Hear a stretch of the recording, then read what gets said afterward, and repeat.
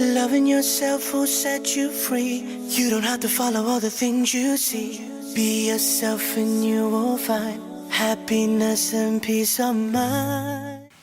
الحمدللہ رب العالمین والصلاة والسلام علی سید المرسلین وعلی آلہ واصحابہ اجمعین ومن تبعہم بإحسان الی یوم الدین اما بعد۔ آج انشاءاللہ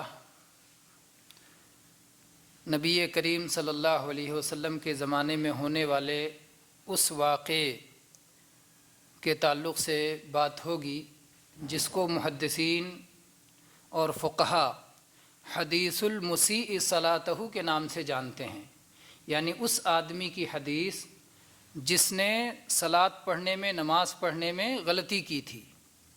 پوری حدیث کیا ہے آئیے دیکھتے ہیں۔ ابو ہریرہ رضی اللہ عنہ کی روایت ہے، اور صحیح بخاری میں، صحیح مسلم میں، سنن ابی داؤد میں، سنن ترمذی میں، سنن نسائی میں، سنن ابن ماجہ میں، مسند احمد میں، اور حدیث کی اور بہت ساری کتابوں میں یہ حدیث موجود ہے، اور مختلف الفاظ اور کے ساتھ میں یہ موجود ہے۔ تو کچھ الفاظ کو اکٹھا کرنے کے بعد یہ حدیث کس طرح ہوتی ہے اس کو دیکھتے ہیں، اور اس حدیث سے ہمیں کیا کیا فائدے ہوتے ہیں وہ دیکھتے ہیں۔ یہ حدیث بہت عظیم الشان حدیث ہے، اور علماء جب بھی صلاۃ کے فرائض یا صلاۃ کے ارکان اور واجبات کے تعلق سے گفتگو کرتے ہیں تو یہی حدیث سب سے اس میں اہم کردار ادا کرتی ہے، اور اس حدیث کے بغیر استدلال مکمل نہیں ہوتا ہے۔ یہی حدیث دلیل ہوتی ہے صلاۃ کے اندر جو فرائض ہیں، ارکان ہیں، واجبات ہیں، اس کو بتانے کے لیے۔ تو گویا اسے ہم ریڑھ کی ہڈی کہہ سکتے ہیں، یا دلیل میں معتمد دلیل کہہ سکتے ہیں کہ جس پر اعتماد کیا جاتا ہے۔ ابو ہریرہ رضی اللہ عنہ فرماتے ہیں کہ ایک شخص مسجد میں داخل ہوا۔ کون سی مسجد؟ مسجد نبوی صلی اللہ علیہ وسلم۔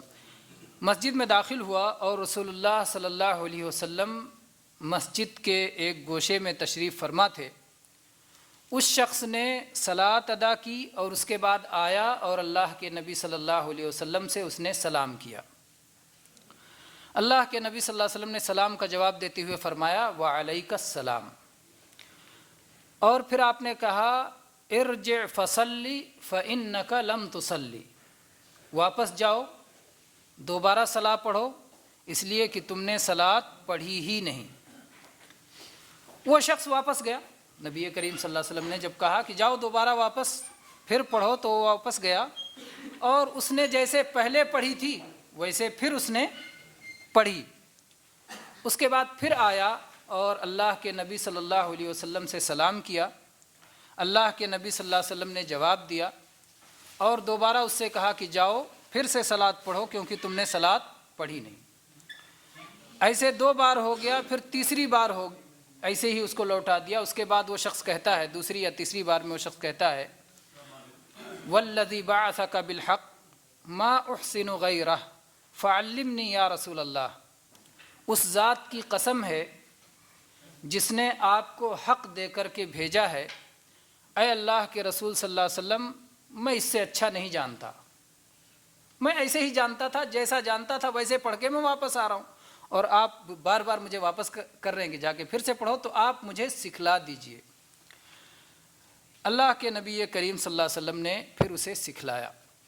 آپ نے فرمایا کہ جب صلاۃ کے لیے کھڑے ہونے کا ارادہ ہو تو مکمل وضو کرو، پھر قبلہ کی طرف منہ کر کے کھڑے ہو جاؤ، اللہ اکبر کہو، پھر جو تمہیں قرآن میں سے آسان ہے اسے پڑھو، پھر رکوع کرو یہاں تک کہ اطمینان سے رکوع کر لو، پھر اپنے سر کو اٹھاؤ یہاں تک کہ اعتدال ہو جائے یا اطمینان کے ساتھ کھڑے ہو جاؤ، پھر اس کے بعد سجدہ کرو یہاں تک کہ سجدے میں اطمینان ہو جائے، پھر اپنے سر کو اٹھاؤ یہاں تک کہ اطمینان کے ساتھ بیٹھ جاؤ، ٹھیک ٹھاک بیٹھ جاؤ، پھر سجدہ کرو یہاں تک کہ اطمینان کے ساتھ سجدہ کر لو، پھر سجدے سے سر اٹھاؤ یہاں تک کہ اطمینان کے ساتھ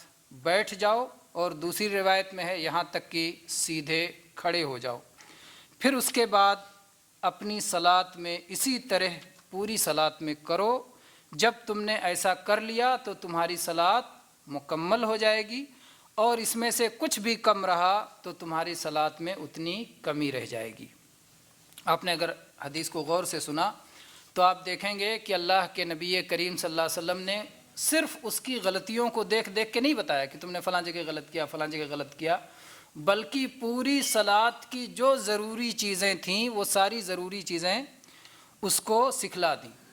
اسی لیے علماء کہتے ہیں کہ اس حدیث میں جن چیزوں کا ذکر آیا ہے، صلات کے اندر ان چیزوں کا کرنا فرض ہے یا رکن ہے یا واجب ہے، جس کے چھوڑ دینے کی وجہ سے صلات ناقص ہو جائے گی یا ناقابل قبول ہو جائے گی یا باطل ہو جائے گی، یا جس کی وجہ سے دہرانا پڑے گا، کیونکہ اللہ کے نبی صلی اللہ علیہ وسلم نے واپس بھیج دیا کہ تم جاؤ پھر سے پڑھو، دہرانے کا حکم دیا۔ تو واجب کیوں ہے؟ جو چیزیں اس میں جن چیزوں کا آپ صلی اللہ علیہ وسلم نے حکم دیا فرض کیوں ہے؟ اس لیے کہ اللہ کے نبی صلی اللہ علیہ وسلم نے حکم دیا، اور جن چیزوں کے کرنے کا آپ حکم دیں ان چیزوں کا ادا کرنا فرض اور لازم ہے، ضروری ہے۔ اور جو چیزیں اس میں نہیں رہ گئیں، جن چیزوں کا اس میں ذکر نہیں کیا گیا، علماء کہتے ہیں وہ فرض نہیں ہے۔ وہ کیوں فرض نہیں ہے؟ اس لیے وہ چیزیں فرض نہیں ہیں، اس لیے نہیں کہ ان کا حکم نہیں دیا گیا، ایک تو اس لیے بھی کہ ان کا حکم نہیں دیا گیا، اور اس لیے بھی کہ یہ بیان کرنے کا وقت تھا، یہ تعلیم دینے کا وقت تھا، یہ سکھانے کا وقت تھا، اور اس وقت جن چیزوں کا کرنا ضروری ہو اللہ کے نبی صلی اللہ علیہ وسلم ان ضروری چیزوں کو چھوڑ نہیں سکتے تھے۔ تو اس بنا پر جن چیزوں کا اس میں ذکر نہیں آیا، علماء کہتے ہیں کہ ان کا کرنا ضروری نہیں ہے، فرض نہیں ہے، وہ سنتوں میں سے آئیں گے اور ان کا کرنا سنت ہوگا۔ لیکن بعض چیزیں ایسی ہیں اس کے باوجود کہ جن کا اس میں ذکر نہیں ہے، اور دوسرے دلائل کی بنیاد پر ان کو فرض یا واجب یا رکن میں شامل کیا گیا ہے۔ جیسے ایک مثال لے لیتے ہیں، جیسے اس میں سلام پھیرنے کا ذکر نہیں ہے، لیکن سلام پھیرنا واجب میں سے اور رکن میں سے ذکر کیا جاتا ہے۔ اسی طرح سے بعض اور چیزیں بھی ہیں۔ یہ حدیث حقیقت یہ ہے کہ بہت عظیم الشان حدیث ہے، اور بہت ساری چیزیں ہم اس سے سیکھ سکتے ہیں اس حدیث سے۔ پہلی اور بہت اہم چیز جو اس سے ہم سیکھ سکتے ہیں وہ یہ کہ اچھی نیت ہونا کافی نہیں ہے۔ آپ کوئی عمل بہت اچھی نیت کے ساتھ کر رہے ہیں، بڑے اخلاص کے ساتھ کر رہے ہیں، ضروری نہیں ہے کہ آپ کی اچھی نیت کی وجہ سے اللہ کے ہاں قبول ہو جائے۔ ظاہر بات ہے وہ صحابی جب مسجد میں داخل ہوئے اور انہوں نے اپنی صلات ادا کی، پھر جا کے نبی صلی اللہ علیہ وسلم کو سلام کیا، تو ان کی نیت بالکل ٹھیک ٹھاک تھی، وہ صلات ادا کرنا چاہتے تھے۔ یا تو کوئی فرض رہی ہوگی جس میں دیر سے پہنچے اور انہوں نے اسے ادا کیا، اور یا تو تحیۃ المسجد ادا کیا تھا، جو بھی ادا کیا ہو، چاہے فرض پڑھا ہو چاہے تحیۃ المسجد ادا کیا ہو، دونوں کی وجہ سے بعض مسائل میں فرق پڑے گا، اس لیے میں نے دونوں نقطہ ذکر کیا ہے۔ اگر فرض میں دیر سے پہنچے تھے تو ظاہر بات ہے اس کو بھی خشوع و خضوع کے ساتھ، اخلاص نیت کے ساتھ، حسن نیت کے ساتھ انہوں نے ادا کرنے کی کوشش کی ہوگی، لیکن اللہ کے نبی کریم صلی اللہ علیہ وسلم نے واپس کر دیا، کیونکہ وہ سنت کے مطابق نہیں تھی، شریعت کے مطابق نہیں تھی، تو اس لیے آپ نے کہا تم نے پڑھی ہی نہیں، جاؤ پھر سے پڑھو۔ تو ایک مسئلہ معلوم ہوا اس حدیث سے کہ کوئی بھی عمل کتنا بھی اخلاص کے ساتھ، کتنی بھی اچھی نیت کے ساتھ کیا جائے، اگر وہ رسول اللہ صلی اللہ علیہ وسلم کے طریقے کے مطابق نہیں ہے، آپ کی شریعت کے مطابق نہیں ہے، تو اللہ کے ہاں قابل قبول نہیں ہے۔ یہ بہت اہم نقطہ ہے۔ دوسری بات یہ کہ بہت سارے وہ لوگ جو صلات تو پڑھتے ہیں لیکن اطمینان سے نہیں پڑھتے، خشوع خضوع سے نہیں پڑھتے، اچھے انداز سے نہیں پڑھتے، نہ رکوع میں اطمینان کرتے ہیں نہ سجدے میں اطمینان کرتے ہیں، بلکہ صرف ادا ہو جائے، کس طرح سے ادا ہو جائے، صرف ادا کرنے کی فکر میں رہتے ہیں، تو ایسے لوگوں کو ڈرنا چاہیے، کہیں ایسا نہ ہو کہ ان کی صلات رد کر دی جائے، کہیں ایسا نہ ہو کہ ان کی صلات اللہ کے ہاں قابل قبول نہ ہو، کہیں ایسا نہ ہو کہ ان کا پڑھنا نہ پڑھنا برابر رہے، صرف انہیں تھکاوٹ ملے اور صلات اللہ کے ہاں قبول ہی نہ ہو۔ اس لیے اگر صلات پڑھنا ہے تو اس طرح سے پڑھنا چاہیے جیسے کہ اللہ کے نبی صلی اللہ علیہ وسلم نے پڑھنے کی تعلیم دی ہے۔ تو یہاں پر آپ دیکھیں کہ اللہ کے نبی نے لوٹا دیا ان کو، کہا جاؤ واپس جاؤ، تم نے پڑھی ہی نہیں، واپس پڑھو۔ اور چنانچہ انہوں نے پھر سے پڑھا۔ اور اس کے بعد میں اس سے یہ مسئلہ بھی معلوم ہوتا ہے کہ اگر کوئی فریضہ ہے جو صلاۃ کے اندر چھوٹ جا رہا ہے، آپ سے کوئی رکن ہے جو آپ سے صلاۃ کے اندر چھوٹ جا رہا ہے، تو اس کو دہرانا پڑے گا۔ اگر صرف اتنا ہی ایک جگہ غلطی ہوتی اسی کو دوہرا لینا ہوتا تو اللہ کے نبی صلی اللہ علیہ وسلم یہ فرما دیتے کہ بس جاؤ اتنا دوہرا لو، اتنا تم سے غلطی ہو گئی ہے۔ یعنی گویا فرض کوئی چھوٹ جائے، کوئی رکن چھوٹ جائے تو پورا کا پورا دہرانا پڑے گا، کیونکہ وہ چھوٹ گیا ہے۔ جب تک وہ پورا نہیں کیا جائے گا صلاۃ قابل قبول نہیں ہوگی۔ اور اس سلسلے میں صحیح بخاری میں حذیفہ رضی اللہ عنہ کی وہ حدیث دیکھیں کہ حذیفہ رضی اللہ عنہ نے ایک شخص کو دیکھا کہ صلاۃ پڑھ رہا تھا اور رکوع اور سجدہ مکمل نہیں کر رہا تھا، نہایت تیزی کے ساتھ رکوع اور سجدہ کر رہا تھا، نامکمل انداز میں، ادھورے انداز میں۔ تو انہوں نے کہا تم نے صلاۃ پڑھی ہی نہیں، رکوع سجدہ ناقص تھا، رکوع سجدہ مکمل نہیں کیا۔ تو آپ نے فرمایا تم نے صلاۃ پڑھی ہی نہیں، اور اگر تم اسی حالت میں مر گئے ہوتے تو تم اس فطرت پہ نہ مرے ہوتے جس فطرت پہ جناب محمد رسول اللہ صلی اللہ علیہ وسلم کو اللہ تعالیٰ نے پیدا کیا ہے۔ تو اس سے معلوم ہوتا ہے کہ صلاۃ کے اندر اطمینان، صلاۃ کے اندر اتقان، صلاۃ کے اندر رکوع اور سجدہ کو مکمل کرنا یہ انتہائی ضروری کام ہے۔ اسی طرح سے اس حدیث سے یہ مسئلہ بھی معلوم ہوتا ہے کہ بھلائی کا حکم دینا چاہیے اور برائی سے روکنا چاہیے۔ اللہ کے نبی صلی اللہ علیہ وسلم نے ان کو دیکھا کہ غلطی ہو رہی ہے، آپ نے اس پر ٹوکا اور ان کو صحیح بات بتائی کہ تم کو ایسے اور ایسے کرنا ہے۔ اس حدیث سے بھی معلوم ہوتا ہے کہ تعلیم دینے کا انداز بہت اچھا ہونا چاہیے، جیسا کہ نبی کریم صلی اللہ علیہ وسلم نے اچھے انداز میں ان کو تعلیم دی، ان کو ڈانٹا نہیں، ان کو برا بھلا نہیں کہا، ان کو نادانی اور جہالت کا طعنہ نہیں دیا، بلکہ اللہ کے نبی صلی اللہ علیہ وسلم سے انہوں نے بھی بہت اچھے انداز میں اقرار کر لیا کہ اللہ کے نبی صلی اللہ علیہ وسلم مجھ کو اس سے اچھا معلوم نہیں۔ تو اگر کسی کو نہ معلوم ہو تو اس کو اپنی نہ معلوم ہونے کا، اپنی کم علمی کا اعتراف بھی کرنا چاہیے۔ یہ بھی انسان کی خوبی ہے کہ آدمی کہے کہ مجھ کو اس سے اچھا معلوم نہیں ہے۔ اور صحابہ کرام میں یہ خوبی بہت اچھے اعلیٰ درجے میں موجود تھی، اور پھر جب انہوں نے اس خوبی کا اعتراف کر لیا، اور صرف یہ نہیں کہ اعتراف کیا بلکہ اللہ کے نبی صلی اللہ علیہ وسلم سے طلب کیا، سوال کیا کہ اللہ کے نبی مجھے تعلیم دے دیجئے، مجھے سکھلا دیجئے۔ تو گویا عالم سے کہنا چاہیے انسان کو کہ مجھے یہ مسئلہ نہیں معلوم، آپ مجھے سکھلا دیجئے، مجھے یہ چیز نہیں معلوم، آپ مجھے اس کی تعلیم دے دیجئے۔ تو یہ انہوں نے کہا، اور اس سلسلے میں اللہ کے نبی کریم صلی اللہ علیہ وسلم نے خوب اچھی طرح سے وضاحت کر کے انہیں سمجھایا۔ اس حدیث میں یہ مسئلہ معلوم بھی ہوتا ہے کہ اگر آپ نے کسی سے ایک بار سلام کیا اور پھر ان سے ہٹ گئے، بیچ میں کوئی چیز آڑ آ گئی یا کچھ وقت گزر گیا، دوبارہ جب ملیں تو پھر سلام کریں، دوبارہ ملیں تو پھر سلام کریں۔ وہ لوٹ کے گئے، انہوں نے 2 رکعت پڑھی، اتنا وقت گزرا، دوبارہ جب پہنچے ملنے کے لیے تو پھر کہا السلام علیکم، پھر اللہ کے نبی صلی اللہ علیہ وسلم نے جواب دیا۔ آپ نے یہ نہیں کہا کہ پہلا سلام تو کافی تھا، دوبارہ کرنے کی ضرورت نہیں، بلکہ آپ نے پھر جواب دیا اور پھر ان کو واپس کر دیا۔ دوبارہ پڑھ کے آئے، پھر اس کے بعد آ کے انہوں نے سلام کیا، پھر اللہ کے نبی صلی اللہ علیہ وسلم نے جواب دیا۔ بعض لوگ جو ہے اکتا جاتے ہیں سلام کرنے میں یا جواب دینے میں، تو یہ اکتاہٹ صحیح نہیں ہے، بلکہ جب بھی ایک بار آدمی ملے تو سلام کرے، دوبارہ اگر کوئی چیز پردہ ہو جاتا ہے، آڑ ہو جاتا ہے، آدمی ہٹ جاتا ہے، پھر ملاقات ہوتی ہے تو پھر سلام کرنا چاہیے۔ اس حدیث سے یہ بات معلوم ہوتی ہے۔ اس حدیث سے یہ بات بھی معلوم ہوتی ہے کہ امام اپنے ساتھیوں کے ساتھ لے کر کے مسجد میں کچھ دیر اگر بیٹھتا ہے تو یہ نبی کریم صلی اللہ علیہ وسلم کی سنت ہے، اور اس بیٹھنے کو ظاہر بات ہے تعلیم کے لیے استعمال کرنا چاہیے، اللہ کے ذکر کے لیے، تلاوت کے لیے، عبادت کے لیے اور تعلیم کے لیے بھی اس بیٹھک کو استعمال کرنا چاہیے۔ اور نبی کریم صلی اللہ علیہ وسلم کے اخلاق کا بھی اس سے علم ہوتا ہے، اور اسی طرح سے اس سے مسئلہ بھی معلوم ہوتا ہے کہ کوئی چیز فوراً بیان کرنا ضروری نہیں ہے۔ انہوں نے غلطی کی، آئے سلام کیا، اللہ کے نبی صلی اللہ علیہ وسلم نے کہا جاؤ پھر یہ عمل دہراؤ۔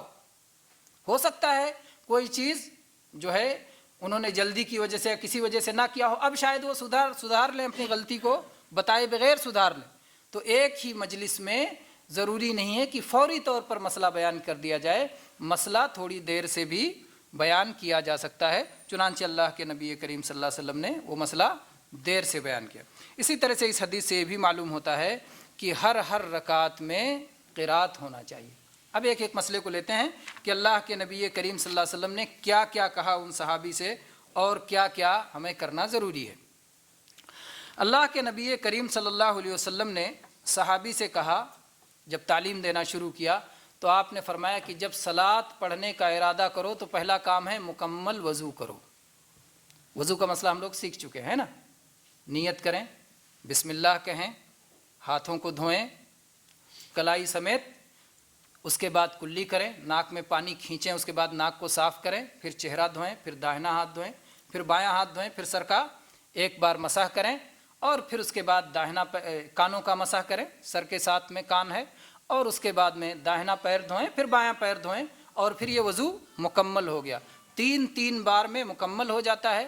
2 بار بھی آدمی دھو سکتا ہے اور 1 بار بھی دھو سکتا ہے، کافی ہے، 1 بار دھونا کافی ہے۔ اور 3 بار سے زیادہ اگر وضو کیا گیا یا پانی ڈالا گیا تو یہ ظلم ہوگا، زیادتی ہوگی۔ 3 بار سے زیادہ وضو کرتے ہوئے پانی ڈالنا نہیں ہے، یہ اسراف ہے، فضول خرچی ہے۔ البتہ کسی جگہ کوئی چیز لگا ہوا ہو، اس کو دھلنے کی ضرورت ہو تو یہاں تک دھویا جائے گا جہاں تک کہ وہ گندگی چھوٹ نہ جائے، چاہے 5 بار دھونے کی ضرورت ہو، چاہے 7 بار، چاہے 9 بار، اگر کوئی چیز لگی ہوئی ہے جس کو دھونے کی ضرورت ہے۔ اس کے بعد پھر اللہ کے نبی کریم صلی اللہ علیہ وسلم نے ان سے کہا کہ پھر قبلہ رخ ہو کے صلاۃ پڑھو، قبلہ کی طرف اپنا منہ کر کے کہو اللہ اکبر۔ اللہ اکبر سے صلاۃ شروع کرنا ہے اور قبلہ کی طرف منہ کر کے صلاۃ شروع کرنا ہے، اور کھڑے ہونے کی حالت میں اللہ اکبر کہنا ہے۔ بہت سارے لوگ ایک بھی غلطی کرتے ہیں کہ بیٹھے تھے اللہ اکبر کہہ کے پھر کھڑے ہوتے ہیں نا، تکبیر تحریمہ کو کھڑے ہونے کی حالت میں کہنا ہے اللہ اکبر۔ اور یہیں سے ان لوگوں کی تردید بھی ہو جاتی ہے جو کہتے ہیں اللہ اکبر کا ترجمہ کر کے بھی اگر کوئی صلاۃ پڑھ لے تو ہو جائے گی، یہ بات صحیح نہیں ہے۔ اللہ اکبر ہی سے صلاۃ شروع کرنا ہے، اسی کا ہمیں حکم دیا گیا ہے۔ اور اس کے بعد میں پھر اللہ کے نبی کریم صلی اللہ علیہ وسلم نے فرمایا کہ جو قرآن میسر ہے وہ پڑھو۔ جو لوگ یہ کہتے ہیں کہ ترجمہ پڑھ لو چل جائے گا، نہیں، ترجمہ قرآن نہیں ہوتا، وہ ایک انسان کی سمجھ ہوتی ہے جو ترجمے کی شکل میں پیش کرتا ہے، وہ قرآن نہیں ہے۔ قرآن اور اللہ کا کلام وہ ہے جو عربی میں ہے، اس لیے عربی ہی میں قرآن پاک کی تلاوت لازمی ہے۔ تو سب سے آسان چیز کیا ہے پورے قرآن میں؟ سورۃ الفاتحہ، الحمدللہ رب العالمین کی سورت، تو وہ سب سے آسان ہے اور وہ پڑھنا ہے۔ اور اس کے بعد جیسے آگے اللہ جتنا پڑھنے کی توفیق دے۔ جس آدمی کو وہ یاد نہیں ہے، سورہ فاتحہ یاد نہیں ہے، اور ابھی نیا مسلم ہے یا کوئی اور وجہ ہے جس کی وجہ سے سورہ فاتحہ نہیں جانتا، سبحان اللہ، الحمدللہ، اللہ اکبر، لا الہ الا اللہ، جو چاہے پڑھ لے گا اور اس کی صلاح ہو جائے گی۔ اس کے بعد پھر اللہ کے نبی صلی اللہ علیہ وسلم نے فرمایا پھر رکوع کرو یہاں تک کہ اطمینان سے رکوع ہو جائے۔ بہت سارے لوگ یہ مسئلہ جانتے ہیں کہ رکوع میں اگر آپ نے ایک تسبیح پڑھ لیا تو رکوع ہو گیا۔ رکوع میں 2 چیزیں ہیں، ایک ہے قول جو زبان سے کہنا ہے، اور ایک ہے عمل جو آپ کو اپنے جسم سے کرنا ہے۔ تو زبان سے ایک تسبیح کافی ہے، سبحان ربی العظیم۔ اور عمل کیا ہے؟ عمل یہ ہے کہ آپ اپنے دونوں ہاتھوں سے اپنے گھٹنوں کو پکڑیں، آپ اپنی پیٹھ کو برابر کریں، اپنی نگاہوں کو سجدے کی جگہ پہ رکھیں، پیٹھ اور سر برابر ہو۔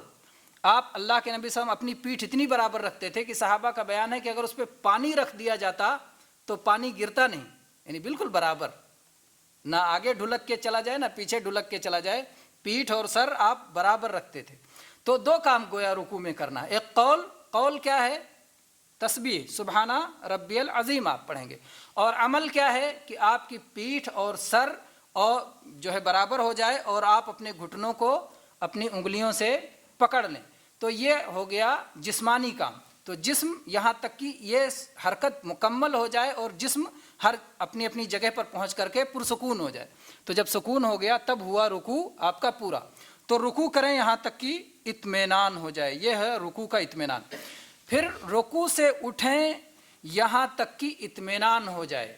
رکوع سے اٹھیں گے، اطمینان کب پورا ہوگا؟ آپ رکوع سے کھڑے ہو گئے اور پورے جسم کے سارے اعضاء اپنی اپنی جگہ پر پہنچ کے سکون ہو گئے، ٹھہراؤ ہو گیا، تو آپ نے اعتدال کیا، تب آپ کا جو ہے قیام، رکوع کے بعد کا جو قیام ہے وہ مکمل ہوا۔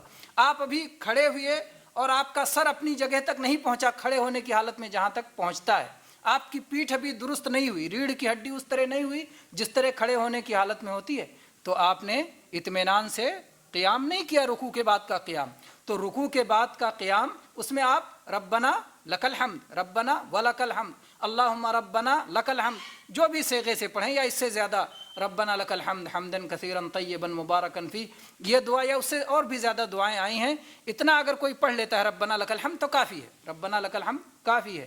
لیکن میں نے بتایا کہ دونوں باتیں یاد رکھیں، ایک وہ عمل جو آپ کو زبان سے کرنا ہے، اور ایک وہ عمل جو آپ کو جسم سے کرنا ہے۔ جسم سے پورے بدن کو نہایت اطمینان کے ساتھ کھڑے ہونا ہے، یہاں تک کہ اطمینان کے ساتھ قیام کہا جا سکے، کہ بدن کا ہر حصہ مطمئن ہو گیا، ٹھہر گیا، ساکن ہو گیا، وہاں تک پہنچ گیا جہاں تک پہنچنا چاہیے رکوع کے بعد۔ اس کے بعد میں پھر سجدہ کریں یہاں تک کہ اطمینان ہو جائے۔ تو سجدے میں بھی میں نے کہا کہ آپ یہ بات جانتے ہیں کہ ایک تسبیح کافی ہے، یہ ہو گیا قول۔ اور عمل کیا ہو گیا، کتنے ہڈیوں پہ سجدہ کرنا ہے؟ نبی کریم صلی اللہ علیہ وسلم نے فرمایا امرت ان اسجد علی 7 اعظم، مجھے حکم دیا گیا ہے کہ 7 ہڈیوں پر میں سجدہ کروں۔ ناک اور پیشانی کی ایک ہڈی، یہ 2 ہڈیاں الگ الگ نہیں، ایک ہڈی، اور یہ 2 ہاتھوں کی ایک ہڈی، یہ 2 ہاتھ خالی لگیں گے، ہتھیلیاں دونوں ہاتھوں کی، یہ نہیں لگے گا کہ کچھ لوگ پورا بچھا دیتے ہیں، یہ غلطی ہے، یہ بچھانا نہیں ہے، بلکہ دونوں ہاتھوں کی ہتھیلیاں، اور اس کے بعد دونوں گھٹنے اور دونوں پیروں کی انگلیوں کا جوڑ ایک ہڈی، انگلیوں کا جوڑ، انگلیاں قبلہ کی طرف اور جوڑ زمین پر۔ تو کتنا ہو گیا؟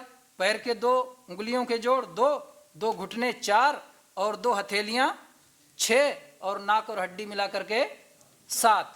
اس طرح 7 اعضاء پر سجدہ کرنا ہے، یہ 7 زمین کو لگ جائیں اور لگ کر کے ٹھہر جائیں، تو یہ ہو گیا آپ کا سجدہ، کہ سجدہ آپ نے سکون کے ساتھ سجدہ کیا۔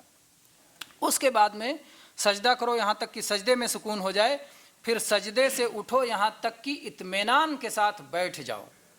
اس میں بھی اطمینان آپ نے فرمایا حتی تطمئن جالسا، اطمینان کے ساتھ بیٹھ جاؤ، یعنی آپ کا سر جہاں تک پہنچنا چاہیے، آپ کی پیٹھ جہاں تک پہنچنا چاہیے، آپ کے پیر جس طرح ٹھہر جانا چاہیے، جب بیٹھنے میں سکون مل جائے تب آپ نے بیٹھنے میں اطمینان حاصل کیا، تب اس کو بیٹھنا کہیں۔ یہ نہیں کہ آپ نے بھی سجدے سے سر اٹھایا اور سر پوری طرح اٹھا بھی نہیں بیٹھنے کی حالت میں جیسے اٹھتا ہے، اور آپ دوبارہ دوسرے سجدے میں چلے گئے، تو آپ نے دونوں سجدوں کے درمیان اطمینان نہیں کیا۔ اور اس دوران پڑھیں گے رب اغفر لی، کم سے کم رب اغفر لی، اور اگر آپ لمبی دعا پڑھیں تو رب اغفر لی وارحمنی واہدنی وعافنی وارزقنی واجبرنی وارفعنی، جو جتنی دعا اس میں مانگنا چاہیں، یہ دعا مانگنے کا وقت ہے۔